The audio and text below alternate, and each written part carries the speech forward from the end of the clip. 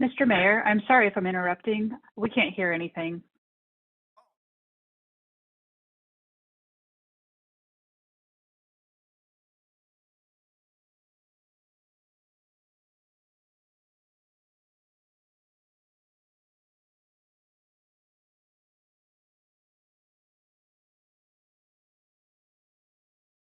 Hello. I just barely heard you, Sadie. Something about Sherry's raise, a big raise for Sherry. Hey, I can hear Dan. Imagine that. Of course you can. Perfect timing. Perfect timing.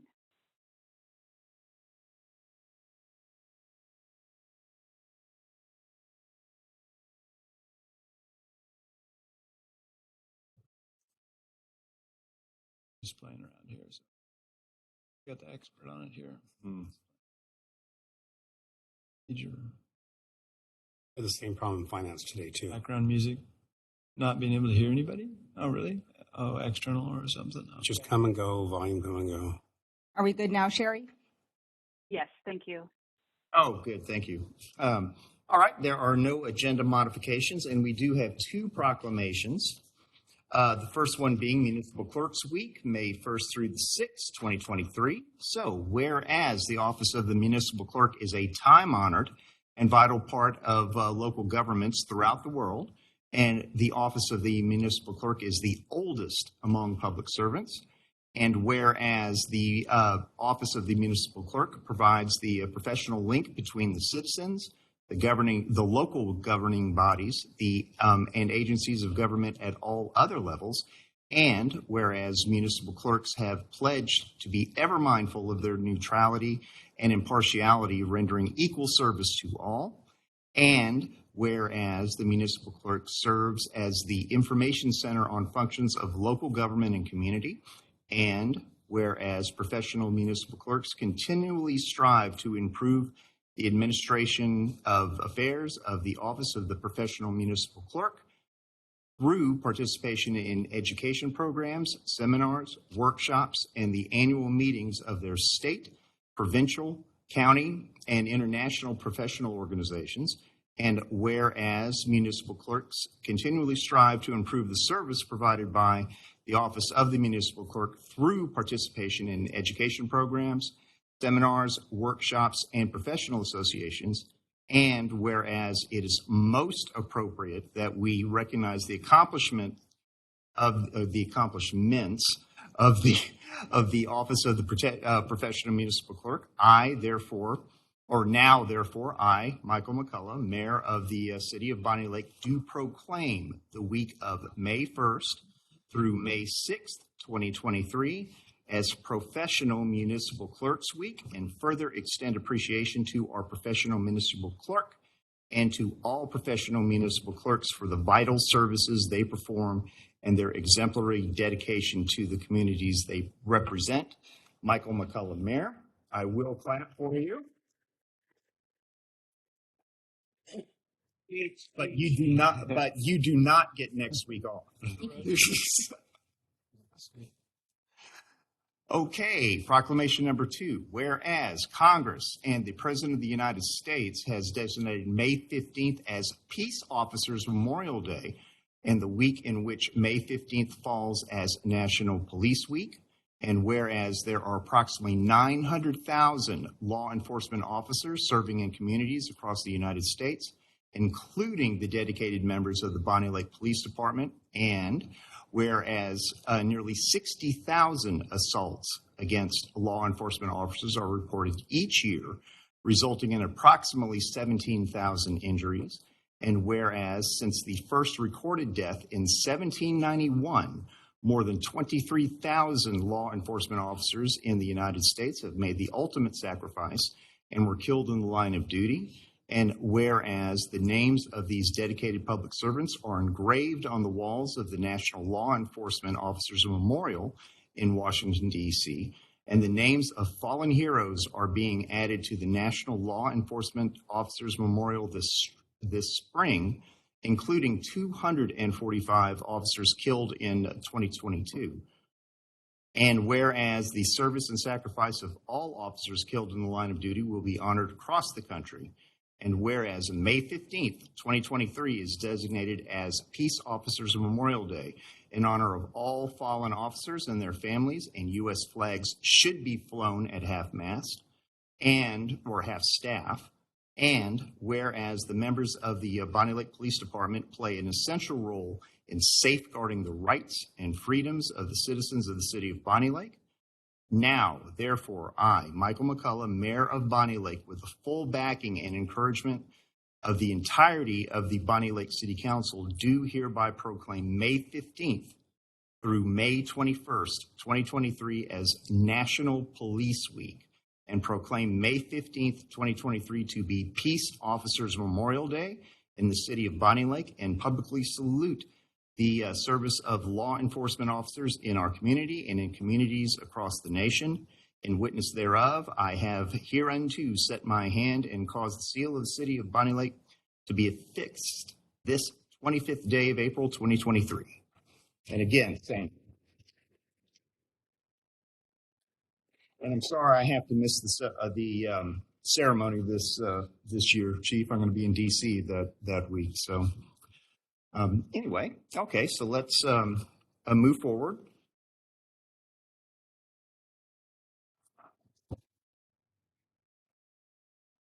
Okay, public hearing, citizen comments, and correspondence. Seeing that there is no public hearing, we will go on to citizen comments.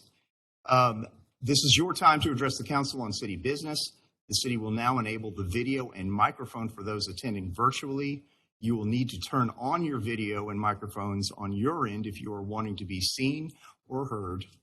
We will start with those who are here in person and move to the virtual comments afterwards. You have 5 minutes. Please state your name and address for the record.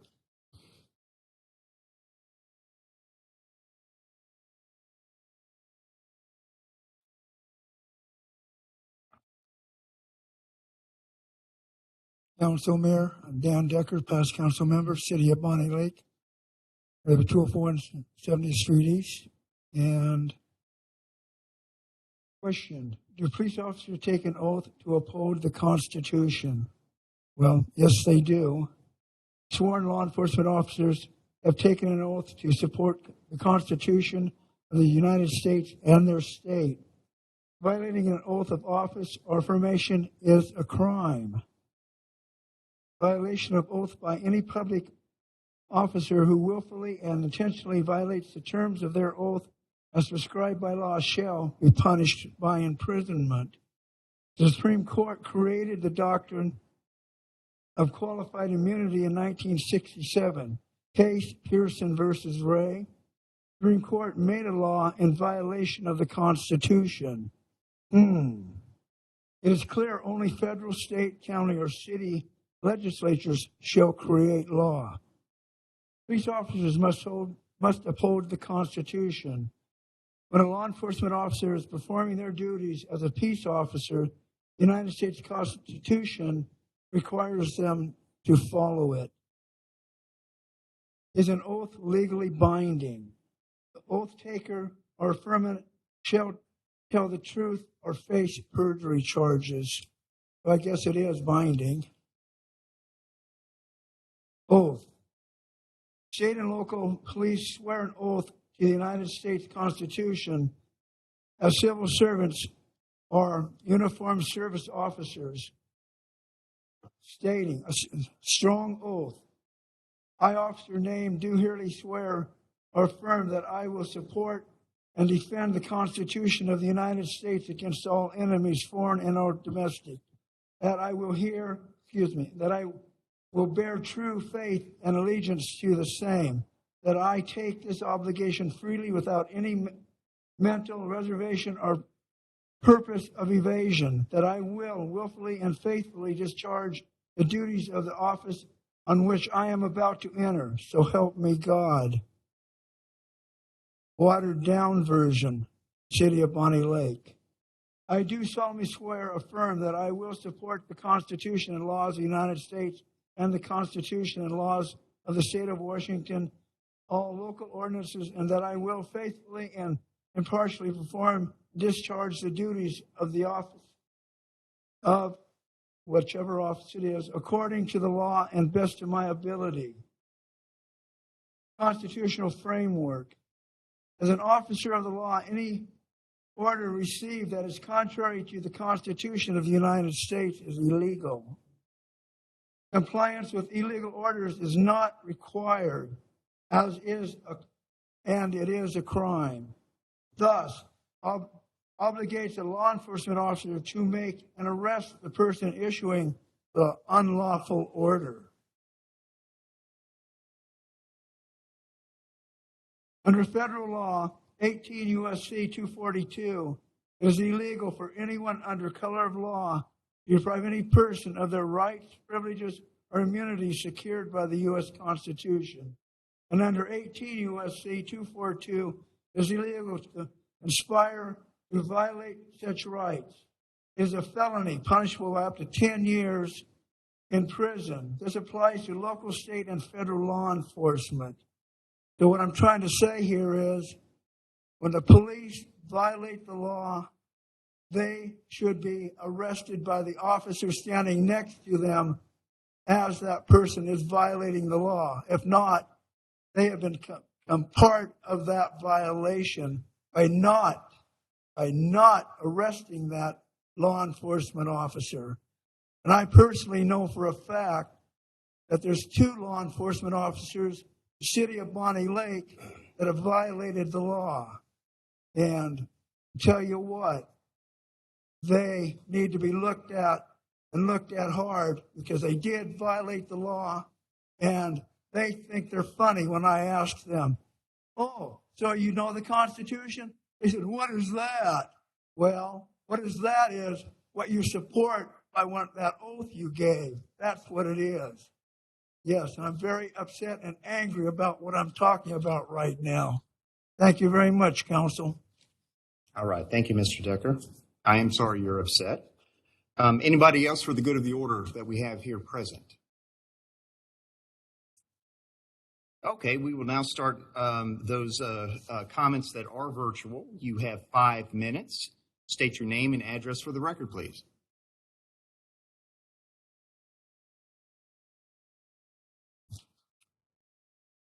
Okay, seems that we have no virtual comments tonight, so the city will now disable all video and microphones for those attending virtually. We have no correspondence, so next is committee reports. Finance Committee, please.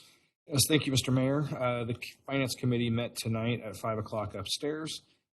We went over AB 23-67, which is a bill in dealing with the public safety generator that's been before us a couple of times. This is in regards to some extra work that has to be done because of the size of the generator and it connecting to the building, and some extra things, electrical and cement wise, and things that have to be done for it. So it's going to be about $115,000, which will be ARPA funds would be used for. So we talked about that. That'll be coming on the May 9th agenda as well to us. And then we had AT&T cell tower lease update. A personnel update as well, in which there's a lot of moving parts in that. I believe I should have got a copy of this already, but I had to count 16 hire letters out. So that's a lot going on there. We had a discussion about city branding and a logo, and we approved our minutes, and that was our meeting. We will meet again next Tuesday, the May 9th at 5 p.m. Who does the city want to brand and when that birthday? That could hurt. But. Yes. Thank you, Deputy Mayor Carter. Okay, next is Community Development Committee. Thank you, Mr. Mayor. Community Development did not meet that night. That was the night of the CFF meeting down there, which was attended instead. Thank you. All right. Thank you, Councilmember Swatman. Public Safety Committee, please. Thank you, Mr. Mayor. The next public safety meeting will be on May 9th, Tuesday at 3:30 p.m. on the second floor. Public is welcome. All right. Thank you, Councilmember Evans. Don't see any other reports. So now we have the consent agenda. Is there a motion to adopt the consent agenda? So moved. Second. All in favor say aye. Aye. All opposed? Okay, let it be known that the consent agenda for April 25th has been adopted unanimously. And we do have full council issues. Item A, Madam Clerk. This is AB 2349, Ordinance D 2349. The council motion would be to amend sections of Chapter 13.04 in the Bonney Lake Municipal Code and corresponding portions of ordinances that relate to the water rate and system development charge adjustments, provide for severability, corrections, and implementation, and establishing an effective date. So moved. Second. Any discussion? Councilmember McClymans. Yeah, I struggle with lowering the system development cost, especially at a time where there's going to be increased pressure to build a large number of multifamily houses. I feel like the single-family homeowners who've invested in Bonney Lake paid a premium price for their development charge, and now we're going to let developers benefit from that. And I just can't get past that, so I won't be supporting this. Okay, any further discussion on this before we go to a vote? Oh, Councilmember Swatman. Thank you, Mr. Mayor. Yeah, great work by staff on these issues, right? Because our consultants and staff and many people that spent a lot of time working on these, because these are not issues that happen overnight. You know, the mayor and everybody worked on these extensively. Finance folks that did the analysis were really excellent. I loved the debate that we had at that level. Couple items for me, of course, specifically on the water area that I would definitely agree with my fellow council member that the SDC is a big issue there. Didn't like to see that moved around a lot. That's kind of a negative for me on that one. We did have, excellent advice on using proper business tools for loans and different things in there. We were able to go to a single rate structure over the seasons, which is great, so they won't see such a peak in different areas. We did also look at, moving some of the extreme rate tiers away so that larger users wouldn't see, for a multiple of 4 times the regular water rate when they have to water their lawns. That did have a negative, of course, of pushing some of the charges down to the other folks because this was a forecast that's revenue neutral, meaning that there didn't go after it with a significant cost savings there. So overall, the water, I like where we were headed with that. It's not far enough for me to vote yes on it, of course, but I would, everybody did great work on that. Equivalent to me of kind of like buying a plane ticket and not getting to your total destination. It was a good flight, but it didn't quite get me there. And of course, it's very personal to me because I put this in my campaign material.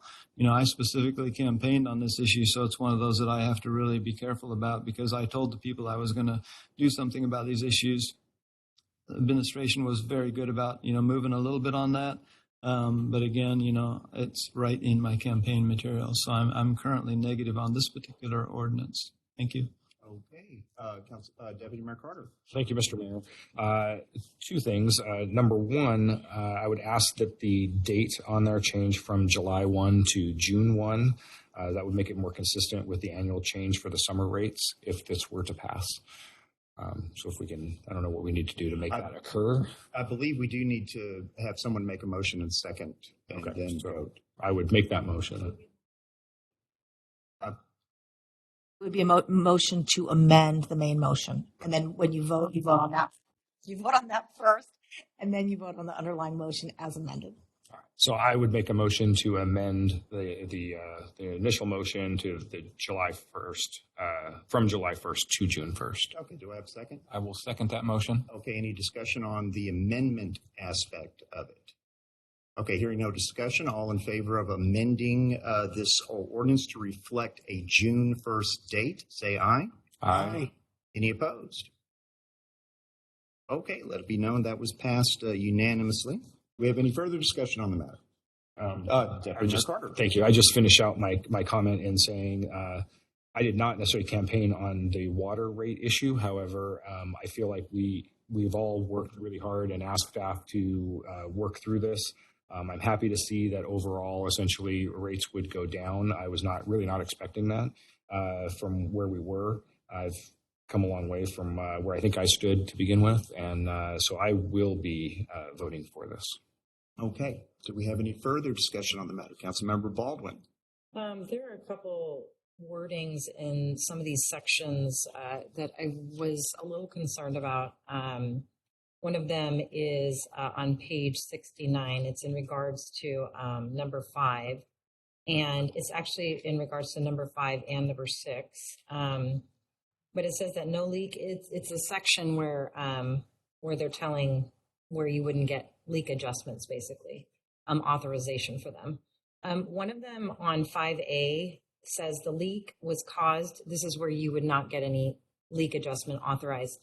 The leak was caused by a third party from whom the customer is able to recover their costs, which I understand if you were to use, I don't know if there was damage caused by a construction company or something like that.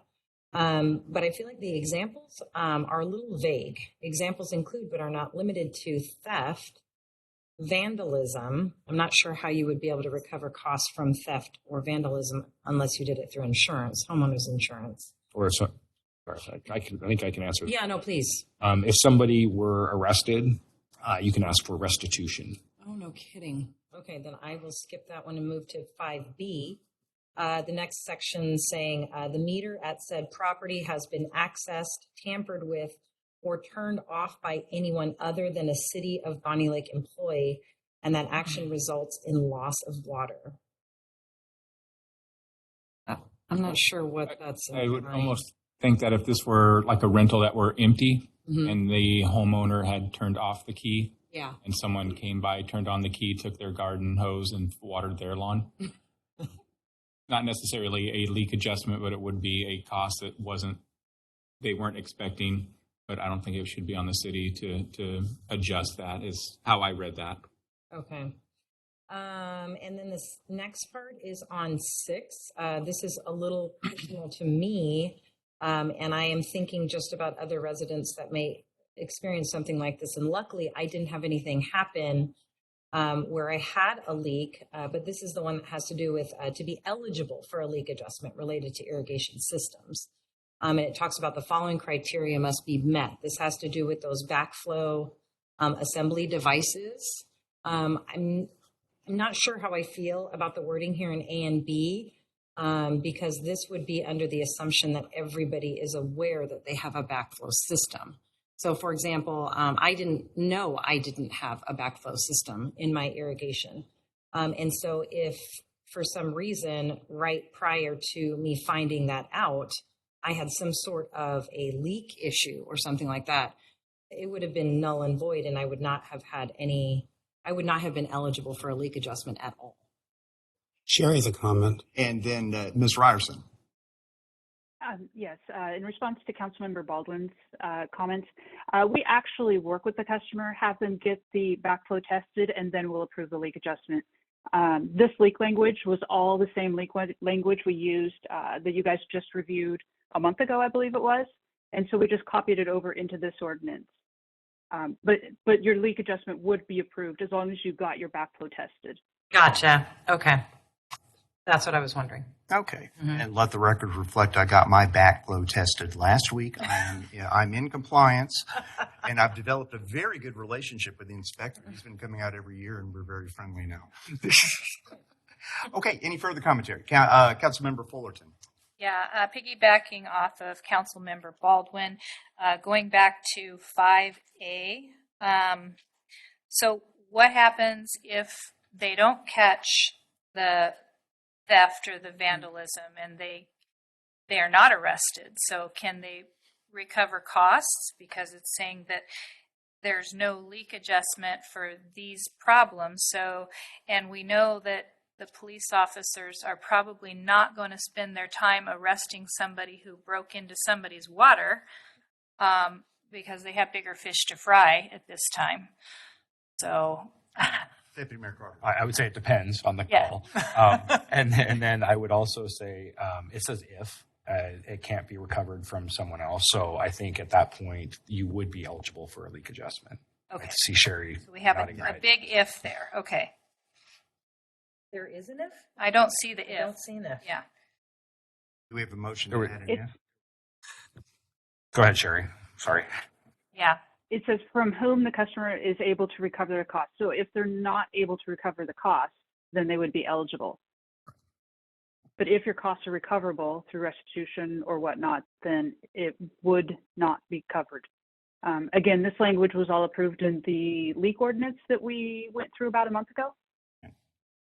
And this would, just for clarification, Mr. Anderson, this would be handled in the same way that we handled our issue from a month ago, and a case-by-case analysis on this.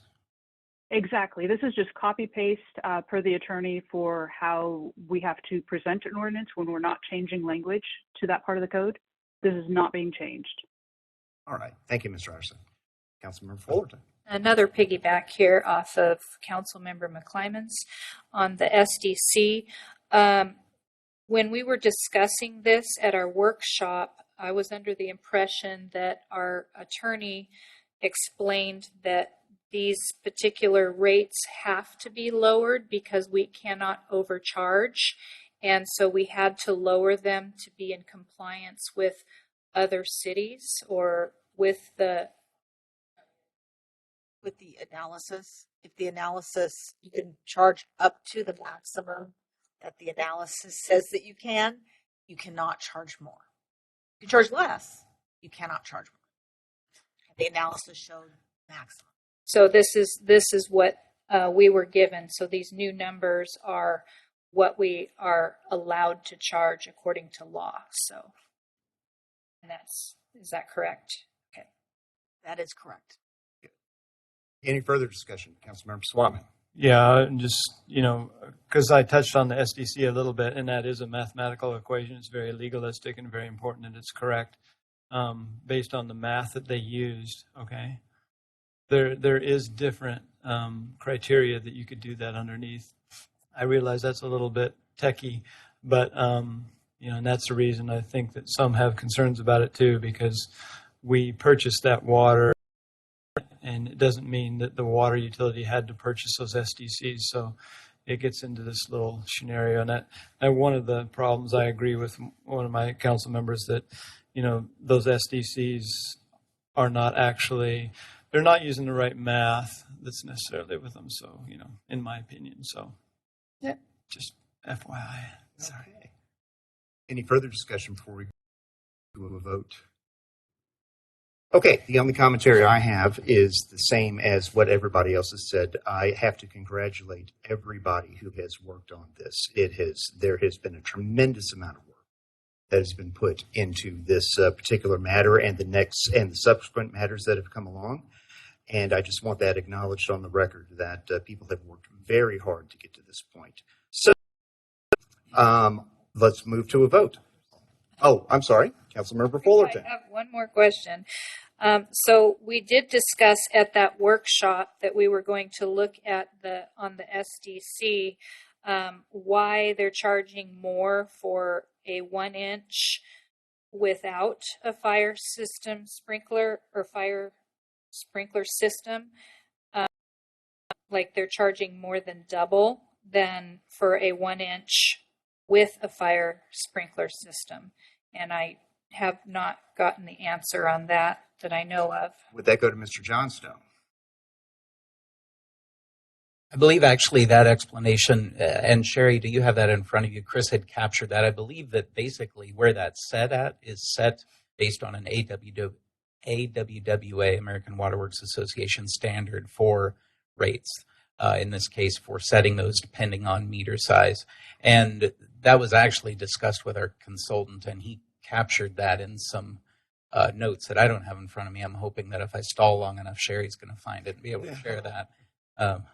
I appreciate you stalling. I am actually searching my emails real quick because I believe I did send that to you, Councilmember Fullerton. I believe I sent that out the very next day, so that would have been, April 18? And again, I don't have the exact numbers in front of me, but basically, as the meter sizes get larger, it's based on a simple multiplier over the standard, over the base cost of the SDC amount. So it's just an accepted standard in the industry.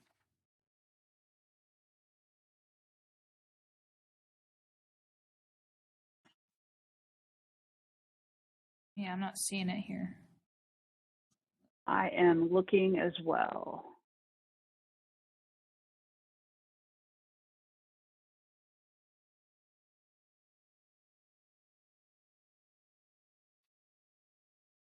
I just don't recall if I sent that out to all staff or all council or just you.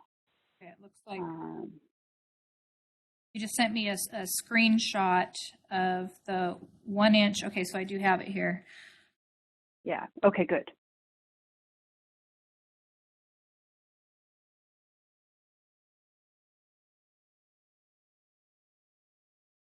But it doesn't have any numbers. It doesn't really answer the question on why the difference.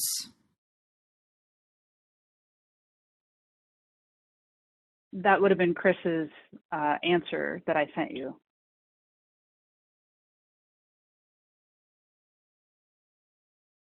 I mean, I'm wondering the same thing. It's more than double. How often is that? I mean, before we go deep in the woods. Considering we just are getting rid of our ordinance that requires single-family residents to have a sprinkler system, so now people are going to choose to either have them or not have them. I don't think we got rid of that, did we? That's in the discussion. No action's been taken yet. That would come before council. Okay. I know it's something we've talked about during council, though. Yeah. I would think that's something we could continue to look at and change as well. Even if we pass this or don't pass this, that's something that could be looked at in the future. That could be amended in the future, yes. Okay. Okay. Okay, are we ready to take it to a vote? All in favor of ordinance D-2349, say aye. Aye. Aye. Oh, I'm sorry. Oh, Thank you. that's right. As amended, say aye. Aye. And how many ayes did we have? Let's see, 1, 2, 3. Okay, all opposed? Nay. Okay, so, and that's 1, 2, 3, 4. So it does not pass 4-3.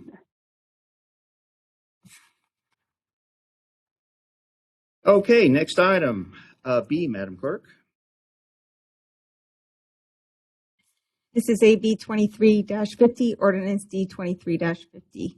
The council motion would be to amend sections of Chapter 13.12 in the Bonney Lake Municipal Code and corresponding portions of ordinances that relate to the sewer rate and system development charge adjustments, provide for severability, corrections and implementation, and establishing an effective date. So moved. Second. Any discussion? Okay, I just seeing no discussion unless I heard that up. Okay, no. Seeing no discussion, let's take it to a vote. All in favor of ordinance D 350, say aye. Aye. Aye. And how many ayes did we have? 1, 2, 3, 4, 5. All opposed? Nay. And I'm sorry, Councilmember McClemens, did you say nay as well? I said nay. Thank you. Okay, good. So it's 5-2, pass.